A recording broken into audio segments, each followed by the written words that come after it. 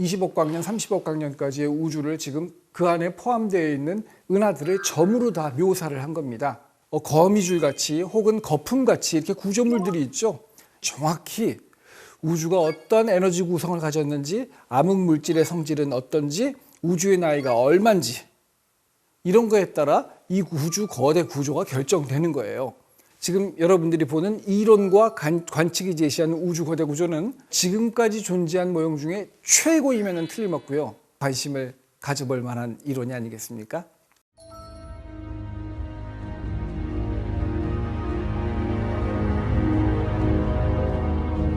안녕하세요.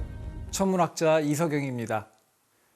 지난 시간까지 빅뱅 우주론이 무엇인지 과학자들이 그렇게 흥분하고 신뢰하는 우주론의 새로운 패러다임, 모형인 조화 모형이 뭔지에 대해서 장장 12개 강의를 통해서 저희가 배울 기회를 가졌습니다. 근본적으로 얘기하자면 관측적으로 가장 확실한 것은 우주가 팽창하고 있다는 것입니다. 그리고 우주 초기에는 거의 빛이 우주의 모든 팽창 역사를 좌우했지만 물질이 만들어진 다음부터는 시간이 지남에 따라 점점 물질이 중요한 역할을 해왔다는 것, 뜨거운 빅뱅 이론 속에서는 아주 자연스럽게 제시가 됩니다. 오늘날 우리가 아주 많은 다양한 독립적인 연구 속에서 상호 공감하는 우주 모형을 찾았습니다. 이 조화 모형에 따르면 보통 물질보다 더 많은 양의 에너지가 암흑 물질에 있고 암흑 물질보다 더 많은 에너지가 암흑 에너지에 존재하는 것 같다, 그런 뜻이고요.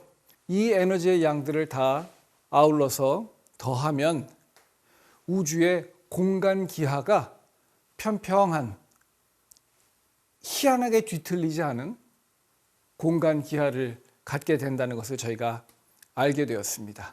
그리고 이러한 특수한 조화 모형 속에서 제시되는 우주의 나이는 대략 140억 년 정도 된다고 알려져 있습니다. 그럼 우리가 이걸 어떻게 믿을 수 있을까요? 오늘의 강의는 바로 그것입니다. 지금까지 12번의 강의는 어떻게 우리가 조화 모형에 도달하게 되었는지의 이야기를 말씀드렸다면, 이제부터 나머지 4강의를 통해서는 우리가 정말로 조화 모형을 검증할 수 있을까, 얼만큼 이게 사실적일까를 우리가 알아보고자 하는 것입니다. 오늘의 내용은 우주 거대 구조입니다. 조화 모형에 의해서 우리에게 주는 여러 가지 아주 중요한 단서가 있는데요. 첫째는 우주의 나이입니다. 우주가 얼마나 오랫동안 시간을 가져왔는지, 이를테면 제가 무슨 일을 하기에까지는 시간이라는 게 필요합니다. 아무리 제가 능력이 출중해서 뭐든지 해낼 수 있는 사람이라 할지라도 충분한 시간이 주어지지 않으면 그 일을 할 겨를이 없게 되는 거죠. 그래서 우주의 경우에 어느 정도의 시간이 주어졌는가가 굉장히 중요합니다. 둘째는 우주의 에너지 구성입니다. 원자로 구성되어 있는 바리온이 얼마나 많은지, 똑같이 중력적으로 작용을 하지만 바리온이 아닌 암흑 물질은 얼만큼인지, 암흑 에너지는 얼만큼인지 우리는 그 비를 정밀하게 알 필요가 있습니다. 그리고 마지막으로는 정말로 그 이후에 천체가 만들어지기까지 무엇이 최초의 방아쇠 역할을 했는가, 씨앗의 역할을 했는가가 중요한데, 그 씨앗은 우주 배경 복사의 비등방성이 그 역할을 했다고 제가 잠깐 언급을 드린 적이 있습니다. 마지막으로 굉장히 중요한 마지막 조각, 그것은 뭐냐면 암흑 물질의 성질입니다. 암흑 물질은요, 중력적으로 작용하는 입자라고 우리가 생각을 하고 있는데요. 암흑 물질이 뜨거운 성질일지 차가운 성질일지가 오랫동안 미스테리였습니다. 뜨거운 성질이라는 말은 빛이나 중성미자, 뉴트리노라고도 알려져 있는데, 이러한 복사 에너지의 형태인 경우 거의 빛의 속도로 움직이면서 이제 우주의 에너지를 구성하고 있는 경우가 되겠죠. 게다가 이렇게 뜨거운 성질을 가진 암흑 물질이 충만한 우주는 우주에 작은 규모의 은하를 만들기보다 거대한 규모의 거대 구조, 우주의 큰 구조물부터 만들어요. 우리 지구 문명을 놓고 얘기하자면 작은 도시를 만들기 전에 거대한 도시와 만리장성부터 만든다, 그런 뜻이에요. 이해하기 굉장히 어렵죠. 그것이 뜨거운 암흑물질이 지배할 우주의 특성입니다. 관측과는 불일치합니다. 먼 우주, 즉 어린 우주의 상황을 관측을 해보면 이미 그때부터 벌써 작은 은하들은 탄생하기 시작했지만 은하보다 훨씬 큰 우주의 구조물들은 아직 만들어지지 않은 것을 우리가 알 수 있어요. 반대로 차가운 암흑물질의 특성은 은하부터 만들고 작은 도시부터 만든 후에 나중에 서울이나 뉴욕 같은 큰 도시를 만드는 그러한 반대 특성을 가지고 있습니다. 근데 지금까지 알려진 바로는 관측적으로 차가운 암흑물질이 훨씬 더 선호되는 상황입니다. 암흑물질은 존재한 것처럼 보이는데 그럼 도대체 무엇이 암흑물질일까 생각하면 우주 초기에 만들어진 원시 입자일 텐데 얘네들은 빛처럼 빨리 달리는 그러한 성질을 가졌다기보다는 바리온 입자처럼 천천히 공간 운동을 하는 그러한 보통의 입자처럼 보인다, 그런 뜻입니다. 자, 이게 마지막 미싱 피스였어요. 이 퍼즐의 조각 중에 하나가 제가 감춰두고 있던 건데 오늘 제가 말씀드린 겁니다. 자, 그러면 우주 거대 구조가 뭔지 한번 잠깐 들여다볼까요? 우리 은하는 주변에 한 30개 정도의 작은 위성 은하들을 가지고 있습니다. 또 우리 은하에서 한 250만 광년 떨어져 있는 지역에는 안드로메다라고 하는 은하가 있는데 우리 안드로메다 은하와 우리 은하가 바로 이 주변부를 장악하고 있는 가장 중요한 두 개의 은하입니다.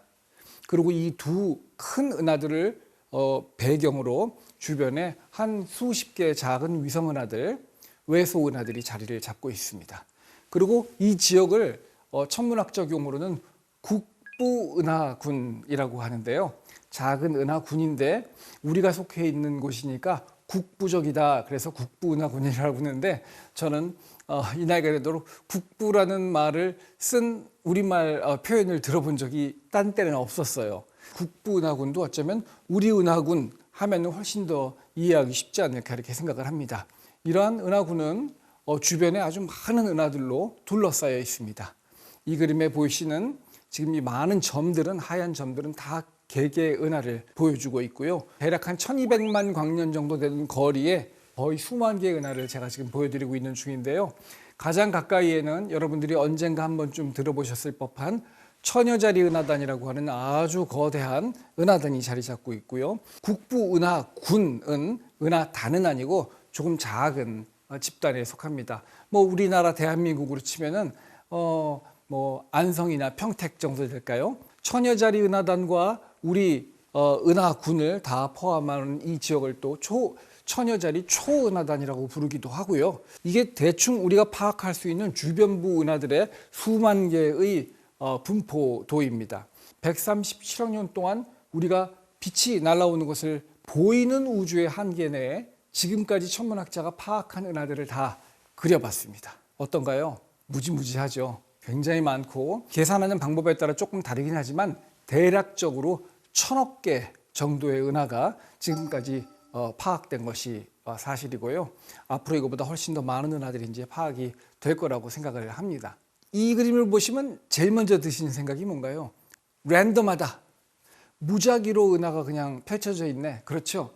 이게 우주론을 연구할 때 가정으로서 가장 중요한 두 가지입니다. 물질의 분포는 비교적 균일하다. 어느 곳이나 특별할 것 없이 비교적 균일하다. 그리고 등방하다. 어느 방향을 보든지 비슷하다. 그렇기 때문에 우리가 빅뱅 이론처럼 팽창하는 우주 이론을 만들 때 좀 쉽게 동일하게 균일하게 같은 방향으로 다 팽창한다고 하는 가정을 우리가 사용할 수 있는 것입니다. 실제로 우주가 이렇게 완벽히 균일하게 그 다음에 등방하게 팽창해 왔을까? 지금까지 우리가 구축을 한 조화 모형, 빅뱅 우주론 이론이 정말로 말되는 이론인지, 실제 우리가 알고 있고 보고 있는 우주를 어느 정도 일치하게 재현해내는지, 이게 이제 궁금한 겁니다. 그래서 우리의 출발점은 뭐냐면요, 씨앗의 역할을 한 우주 배경 복사의 비등방성입니다. 우주 배경 복사는 온도 분포거든요. 절대 온도 3도에서 10만 분의 1씩 높든지 낮든지 높낮이를 표시한 그림인데요. 그런데 실제로 이 온도의 높낮이가 밀도의 높낮이를 뜻하기도 합니다. 그래서 밀도의 높낮이가 있었다는 거예요. 우주 초기에. 이건 만일 가정입니다만 우주가 만일 초기에 완벽하게 균일했다면, 그리고 그냥 137억 년 동안 팽창을 해왔다면 무슨 일이 벌어질 거냐면, 그냥 우주는 특별히 흥미롭지 않게 정확히 밀도만 낮아진 채로 우주가 팽창을 할 겁니다. 1m 간격으로 떨어져 있던 두 입자는 조금 있다가는 2m 간격으로 떨어지고, 모든 입자는 3m 간격으로 떨어지고, 이런 식으로. 그런 우주는 지금처럼 평화롭게 137억 년을 존속을 해올 수 있겠지만, 그 안에서 아주 흥미로운 집결이나 분산이나 이런 일들은 일어나기가 힘듭니다. 지적 생명체가 나타나는 것을 말할 것도 없고요. 그런데 우리에겐 참으로 다행히 우주 초기에 양자역학적 요동이, 즉 불확정성 원리가 새롭게 소개한, 급팽창 이후에 새롭게 소개한 밀도의 변이가, 차이가 있었다는 겁니다. 이 작은 차이가 씨앗이었던 거예요. 10만 분의 1씩 조금씩 다르다는 거예요. 그것을 우리가 중력 실험을 합니다.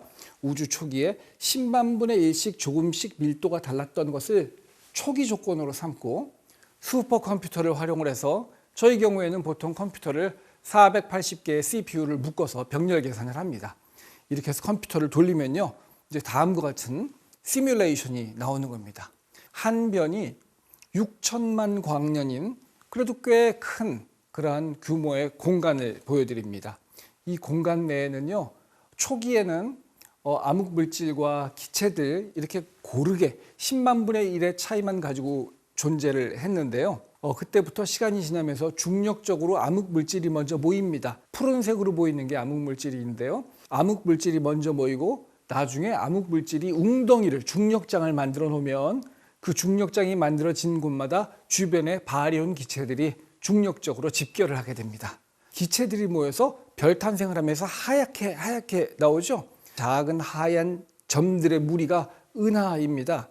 그래서 지금 보여드리는 이 공간은, 이 공간 내에 은하가 대략 한 1000여 개 정도 발달을 하고 있는 중이고요.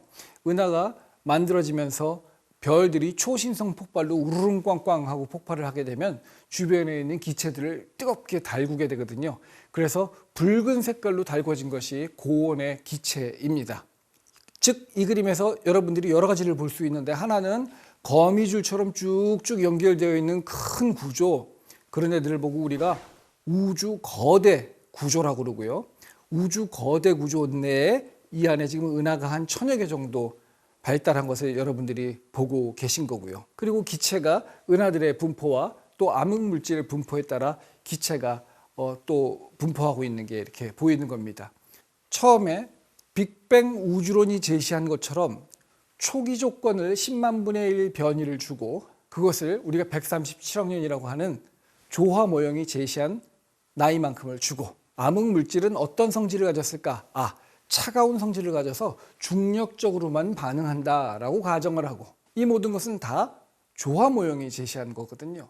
그렇게 정확히 해봤더니 이렇게 거대 구조가 나왔다는 것입니다. 지금 이 그림이 굉장히 중요한 그림인데요. 그 안에 포함되어 있는 은하들을 점으로 다 묘사를 한 겁니다. 그런데 보시면 어떻습니까? 거미줄 같이 혹은 거품 같이 이렇게 구조물들이 있죠. 이러한 구조물들이 왜 만들어지냐면 정확히 우주가 어떤 에너지 구성을 가졌는지, 암흑 물질의 성질은 어떤지, 우주의 나이가 얼마인지, 이런 거에 따라 이 우주 거대 구조가 결정되는 거예요. 그런데 푸른색 점으로 되어 있는 이 두 개의 패널은 우주에 실제로 관측된 은하들의 분포고, 아래에 있는 붉은색 패널 두 개는 컴퓨터 시뮬레이션에서 얻어진 은하들의 가상의 위치입니다. 제일 처음 이 연구 결과를 접했을 때, 이 연구 결과를 수행한 폴커 슈프링글이라고 하는 독일 과학자가 이 그림을 보여주면서 저희한테 퀴즈를 냈어요. 이 둘 중에 어떤 게 관측이고 어떤 게 이론일까요? 했더니 세계에서 천문학을 제일 잘한다고 생각하는 칼텍의 천문학자들이 쭉 앉아가지고 답을 못말하고 있었어요.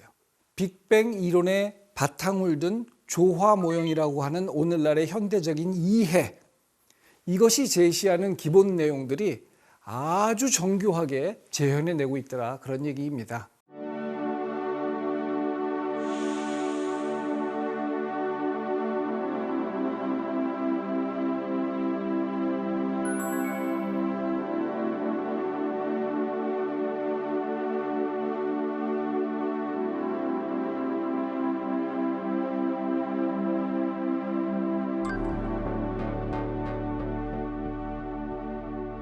지금 여러분들이 보는 이론과 관측이 제시하는 우주 거대 구조는 우주의 나이가 45억 년이었을 때는 존재하지 않았어요, 전혀.